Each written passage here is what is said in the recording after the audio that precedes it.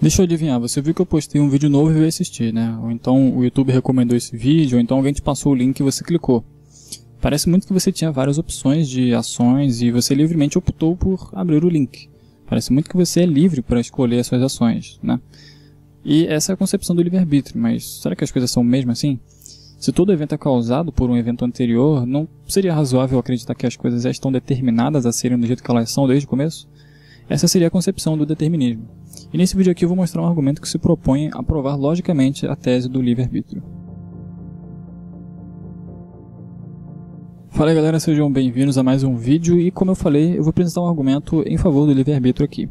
Antes de qualquer coisa, eu preciso deixar bem claro que o objetivo desse vídeo é apenas expor o argumento, tá? Eu não estou defendendo esse argumento e eu nem pretendo convencer você de que o argumento é válido ou correto ou qualquer coisa do tipo. Eu quero apenas mostrar o argumento e depois eu quero ouvir de você, né? O que você acha sobre ele. Então já se prepara para comentar aí.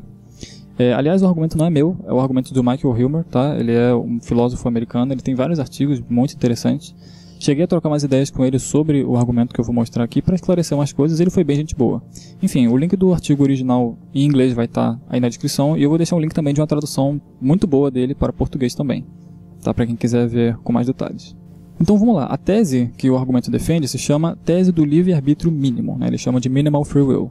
Vou chamar ela de TLM aqui, tá? E a tese do livre-arbítrio mínimo defende que, pelo menos em algum momento, alguém tem mais de um curso de ação que pode performar. E a tese oposta, que é o determinismo, é justamente a negação disso daqui, né? Seria a tese de que a única coisa que alguém pode fazer é aquilo que ela de fato faz, né? Ou que ela vai fazer. Então ela não tem escolha alguma. Ela já está predeterminada a agir da maneira que ela age. Essa é uma tese bem fraca, né? E o próprio nome já diz, é livre-arbítrio mínimo. Isso aqui seria o mínimo que precisa ser verdadeiro para que a gente diga que de alguma maneira a gente tem livre-arbítrio, né? Então pode ser que, bem, isso aqui está dizendo que alguém tem mais de um curso de ação. Então pode ser que só uma pessoa seja livre. E alguém tem mais de um curso de ação, pelo menos em algum momento. Então pode ser que alguém seja livre em um momento e depois desse momento tudo que se siga seja determinado por essa escolha que a pessoa fez. Enfim, é uma tese fraca, mas ainda assim é bastante interessante. E o argumento que ele apresenta tem 4 premissas principais, tá? Eu vou escrever primeiro as premissas, depois eu vou escrever o que se segue delas, tudo aqui normal, né, em português, e depois eu vou mostrar uma formalização. Então a primeira premissa é que nós devemos nos abster de acreditar em falsidades. E a justificativa que o autor dá para isso aqui é que a gente deve acreditar apenas no que é verdadeiro, né? A gente não deve aceitar um posicionamento a menos que ele seja verdadeiro. É uma pressuposição para o discurso racional, né? Quando a gente discute filosoficamente ou sobre qualquer coisa, existe uma assunção, né, uma coisa que é pressuposta por todos que estão na discussão, de que todo mundo está interessado em encontrar a verdade. É claro que nem sempre a gente vai conseguir, nem sempre a gente pensa da maneira mais correta possível, mas o que a gente não deve fazer é aceitar uma falsidade como uma falsidade. A gente não deve acreditar em algo sabendo que esse algo é falso, né? Isso aqui que essa primeira premissa quer dizer. A segunda premissa diz que o que deve ser feito pode ser feito. Isso aqui é um princípio da lógica deôntica, basicamente diz que obrigatoriedade implica a possibilidade. E, bem, se você tem o dever de fazer algo, seja ele um dever ético, moral, epistêmico, contratual, qualquer coisa que for, essa coisa que você deve fazer tem que ser possível de ser feito, né? Não faz o menor sentido você dizer que você deve fazer X se X for impossível de ser feito, né? Para que você tenha o dever de fazer X é necessário antes que você possa fazer, né? Que você consiga fazer X. Então essa é a segunda premissa. A terceira premissa diz que se o determinismo é verdadeiro, então o que pode ser feito é ou será feito. Isso aqui se segue diretamente da definição de determinismo, né, que a gente falou ali antes, que diz que qualquer pessoa, em qualquer momento do tempo, tem apenas um curso de ação para seguir, né? E de fato, se o determinismo for verdadeiro, se for o caso que todo mundo vai seguir apenas um curso de ação, não que todos sigam o mesmo, né, mas cada um vai seguir um, então se você não fez alguma coisa, se você deixou de fazer algo, é porque você estava determinado a não fazer essa coisa. Ou seja, essa coisa era impossível de ser feita por você. Então, se você não fez algo, essa coisa é impossível. Se você fizer a contraposição dessa sentença, você vai ter que, se você pode fazer algo, então essa coisa será feita, né? Ou é feita. Então, é basicamente isso que essa premissa diz. Isso aqui é uma consequência direta da definição de determinismo. E a quarta premissa é que eu acredito na tese do livre-arbítrio mínimo. Tá? Isso aqui seria um fato empírico. É claro que o eu aqui, no caso, está se referindo ao Michael Hilmer, né? Que foi o cara que fez o argumento. Mas pode se aplicar a qualquer pessoa que acredita, né? Você precisa apenas instanciar esse argumento em alguém que acredite na tese do livre-arbítrio mínimo. Bem, e com essas 4 premissas aqui, a gente consegue deduzir que o livre-arbítrio mínimo, né, que a tese do livre-arbítrio mínimo é verdadeira. Se você quiser pausar o vídeo aqui e analisar essas premissas aqui, tentar fazer você mesmo essa derivação, é um negócio bastante interessante. Eu recomendaria que você fizesse isso. E se você está gostando do conteúdo, se você curte lógica ou filosofia, considere se tornar um apoiador do canal. Você pode concorrer a sorteios mensais de livros de lógica e filosofia, tá? Dá uma olhadinha no primeiro link na descrição que lá tem um pouquinho mais sobre isso. Mas, vamos lá então, né? Como que a gente sai disso daqui para conseguir chegar na conclusão? É o seguinte, se a premissa 1 nos diz que a gente deve nos abster de acreditar em falsidades, e a premissa 2 diz que o que deve ser feito pode ser feito, então a gente pode se abster de acreditar em falsidades, né? Então, a gente consegue derivar de 1 e 2 que podemos nos abster de acreditar em falsidades. Beleza? Isso aqui de 1 e 2. E a premissa 3 nos diz que se o determinismo for verdadeiro, então aquilo que pode ser feito é ou será feito. Então, vamos supor aqui que o determinismo é verdadeiro. Se esse é o caso, então o que pode ser feito é ou será feito. E aqui na 5, que foi o que a gente acabou de deduzir, a gente está dizendo que a gente pode nos abster de acreditar em falsidades. Então, se o determinismo for verdadeiro e nós podemos nos abster de acreditar em falsidades, então nós nos absteremos de acreditar em falsidades se o determinismo for verdadeiro. Porque se o determinismo for verdadeiro, então o que puder ser feito, e isso aqui pode ser feito, será feito.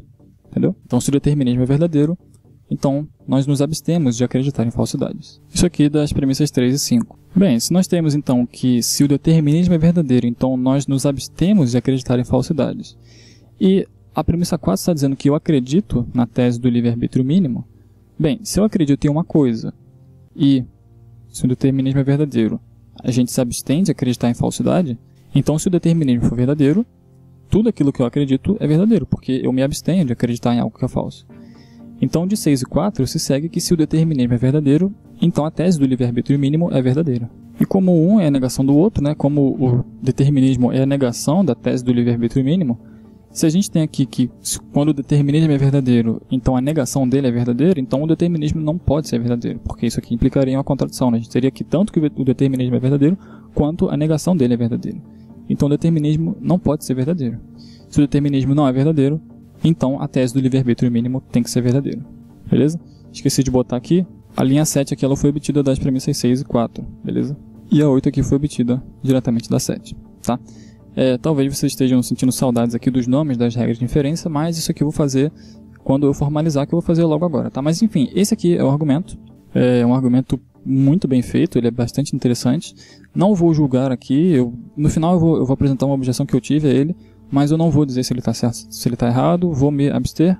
E eu gostaria de ouvir de você, né, o que você acha. Mas vamos continuar aqui, né? Não acabou o vídeo ainda porque...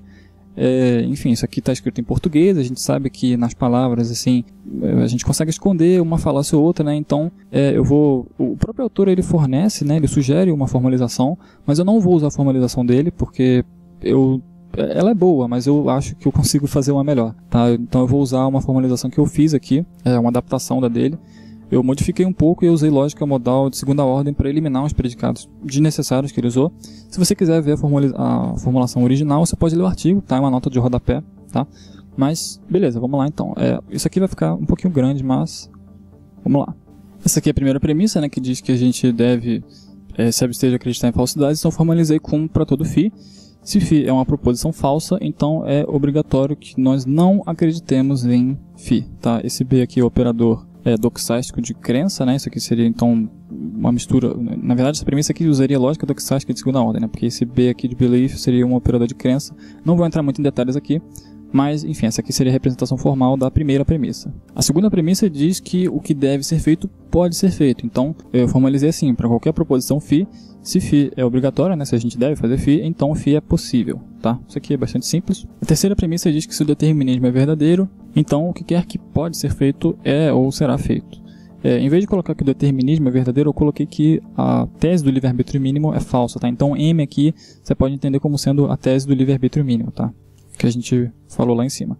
Então, se ela é falsa, então para qualquer proposição φ, se φ é possível, então φ é o caso. Tá? A gente poderia usar, e na verdade eu uso aqui um predicado para dizer que alguma coisa é o caso, né? ou será o caso, mas eu preferi omitir, não vejo tanta importância nisso aqui. Tá? A quarta premissa é basicamente BM, né? Eu acredito na tese do livre-arbítrio mínimo, e a partir dessas 4 aqui, né, ele começa a fazer aquelas derivações, né, que a gente viu lá em cima. Então, a 5 diz que nós podemos nos abster de acreditar em falsidades. A 6 diz que se o determinismo é verdadeiro, então nós nos abstemos de acreditar em falsidades. A 7 diz que se o determinismo é verdadeiro, então a tese do livre-arbítrio mínimo é verdadeira. E a 8 diz que a tese do livre-arbítrio mínimo é verdadeira. Tá? É claro que se a gente colocar aqui do lado as premissas, né, que são no caso esses 4 primeiras fórmulas aqui, a gente não vai conseguir, por exemplo, deduzir isso daqui de lugar nenhum aqui de cima, né? A gente vai precisar fazer aqui algumas coisinhas e foi o que eu fiz. Eu tive que reconstruir a prova desse argumento. Na verdade, construir, porque ele nem forneceu isso, né? Ele sugeriu uma formalização, mas não deu a prova. Então, eu fiz a prova, cheguei até a mandar para ele, e é o que eu estou fazendo agora, né? Talvez, se você não tiver muito conhecimento em lógica, você não vai saber muito bem o que eu estou fazendo aqui. E na verdade isso não é necessário, né? Mas eu gosto de sempre deixar claro, quando eu apresento o argumento aqui, que ele é válido, né? Que as inferências feitas são válidas e tudo mais. Então vários passos eles no argumento original foram omitidos, várias inferências foram omitidas, e eu tive que reconstruir. E o resultado que eu tive foi esse aqui. Como vocês podem ver, é uma prova bem grandinha, até talvez tenha ficado muito confuso, porque eu tentei diminuir aqui os espaços, né, entre as linhas, acabou ficando bem juntinho e confuso mesmo. Se você não entende lógica formal, não se preocupe com isso aqui, você não precisa entender nada disso daqui para entender o argumento, tá? É só um rigor mesmo que eu tento trazer aqui para os argumentos, tá? E se você tem interesse em entender o que eu fiz aqui, o que é esse tanto de letrinha de número aqui, confira aí a playlist de lógica clássica, de lógica modal. Aprenda lógica, tá? É um negócio super bacana. Vou deixar um link aí para você ver os motivos para aprender lógica.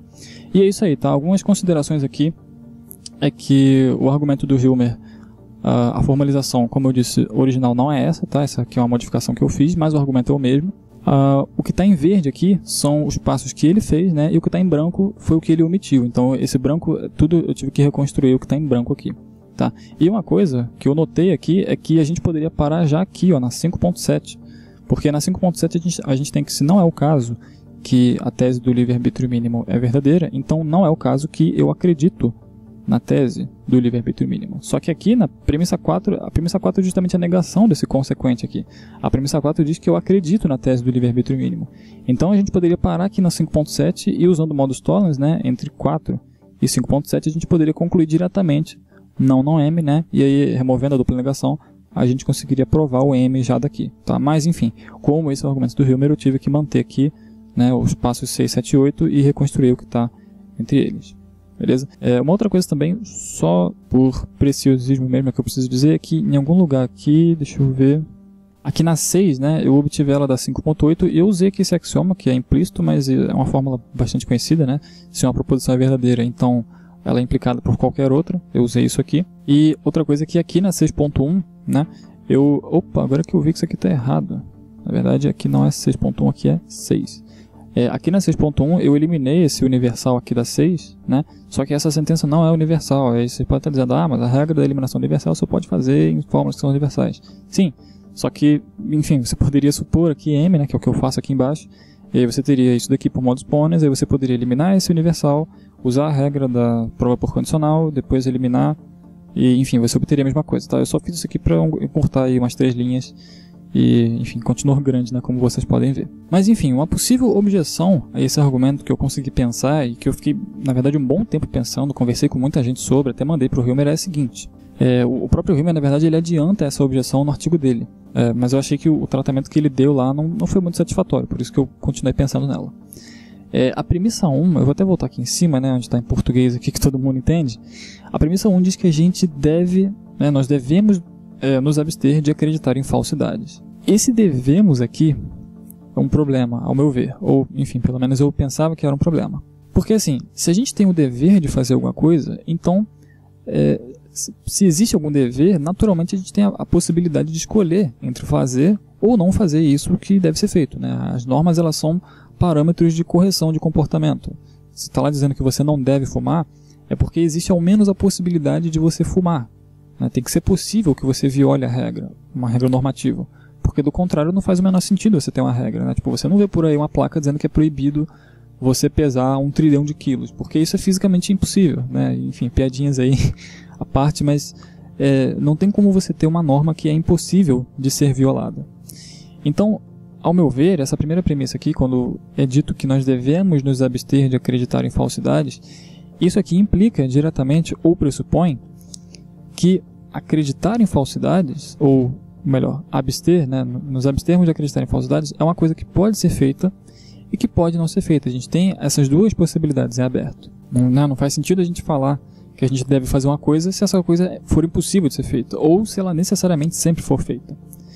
Então, parece que essa primeira premissa aqui já pressupõe ou implica aquilo mesmo que ele está querendo provar, que é a tese do livre-arbítrio mínimo, né? Porque se você tem a opção de escolher se abster de acreditar em falsidades ou não, se tem esses dois caminhos para você seguir, bem, é justamente isso que a tese do livre-arbítrio mínimo defende, né? Que pelo menos em algum momento alguém tem mais de um curso de ação que pode ser performado.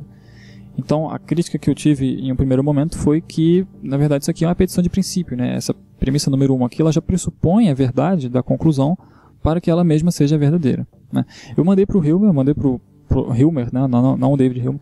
Eu mandei para o Hilmer, que é o autor do argumento, falei com ele sobre isso, e ele apenas reafirmou a resposta que ele adianta já no texto, e a resposta é que a premissa 1 ela é tomada como verdadeira por qualquer um que engaje em uma discussão filosófica, né? E que ele não justifica essa premissa com base na verdade do livre-arbítrio. Ele não pressupõe, o livre-arbítrio é verdadeiro, logo a premissa 1 é o caso. Ele não faz isso. E de fato ele não faz. Mas, enfim, ao meu ver, um determinista que entende o que essa primeira premissa aqui está querendo dizer, né? O que entende a carga que esse devemos aqui está carregando, ele rejeitaria essa primeira premissa.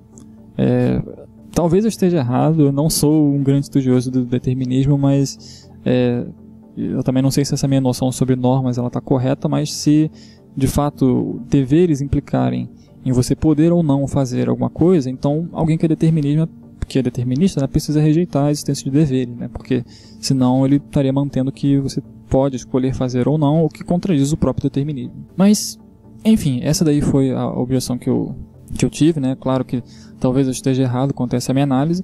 De qualquer maneira, deixe um comentário aí sobre o que você achou do argumento e da minha objeção, né? Você acha que esse argumento é uma prova boa, é uma prova definitiva do livre-arbítrio? Você acha que alguma premissa é falsa ou que alguma inferência feita é inválida? Talvez a minha formalização tenha algum problema, eu não sei. Eu acredito que não, mas enfim, se você achou qualquer coisa de errado, comenta aí embaixo, quero muito ouvir o que você tem a dizer. E eu fico por aqui e vejo você no próximo vídeo. Até mais.